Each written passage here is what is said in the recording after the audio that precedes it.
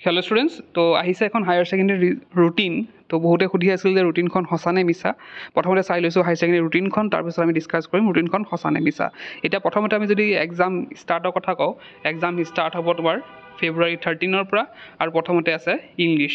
next আমি যদি চাওঁ আমাৰ নেক্সট আছে 14ত মিউজিক গ্ৰুপ বি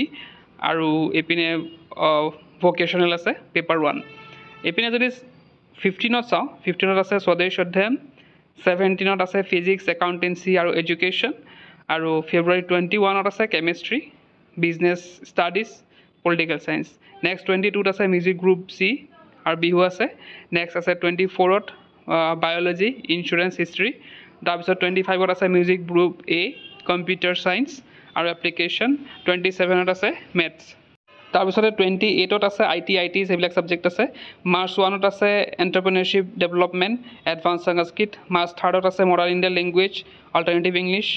আৰু মাৰ্চ 4ত আছে হোম চায়েন্স আমাৰ ভকেশ্যনেল পাৰ্ট 2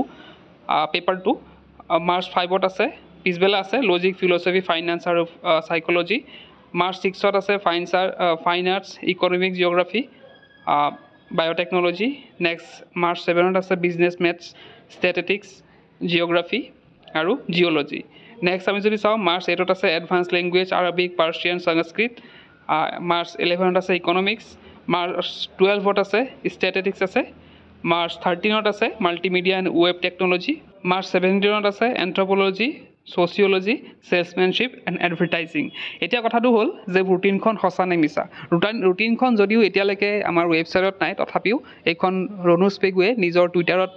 এইটো শ্বেয়াৰ কৰিছে গতিকে ৰুটিনখন সঁচা তোমালোকে কমপ্লিটলি ইয়াত বিলিভ কৰিব পাৰা তাৰপিছতে তলত দিয়া হৈছে যে 10 minutes extra time is allowed from 8:50 to 9 AM in the morning shift and 1:20 to 1:30 PM in the afternoon shift to read the question paper only the officer in charge will arrange the distribution the question paper accordingly তো ইয়াতে কি কৈছে যে 10 minute আগৰবাৰ 5 minute দিয়া হৈছিলে যোৱা কিবাৰত কিন্তু এইবাৰ কি কৰা হৈছে কুৱেশ্যন পেপাৰখন পঢ়াৰ কাৰণে 10 মিনিট তোমালোকক দিয়া হ'ব আৰু তলতে ইয়াতে দিয়া আছে যে প্ৰেক্টিকেল এক্সামবিলাক 29ৰ পৰা 10th ফেব্ৰুৱাৰীৰ ভিতৰত কমপ্লিট কৰা হ'ব এখনে আছিল হায়াৰ ছেকেণ্ডেৰী ৰুটিন HS 2025ৰ ৰুটিন তো আৰু দেখিলে তোমালোকে আৰু বেছি দিন নাই যিহেতু গতিকে তোমালোকে পঢ়া ষ্টাৰ্ট কৰিবলগীয়া হ'ল একেবাৰে চিৰিয়াছ হ'বলগীয়া হ'ল আৰু পঢ়া ষ্টাৰ্ট কৰিবলগীয়া হ'ল তো যদি যোনে পোৱা নাই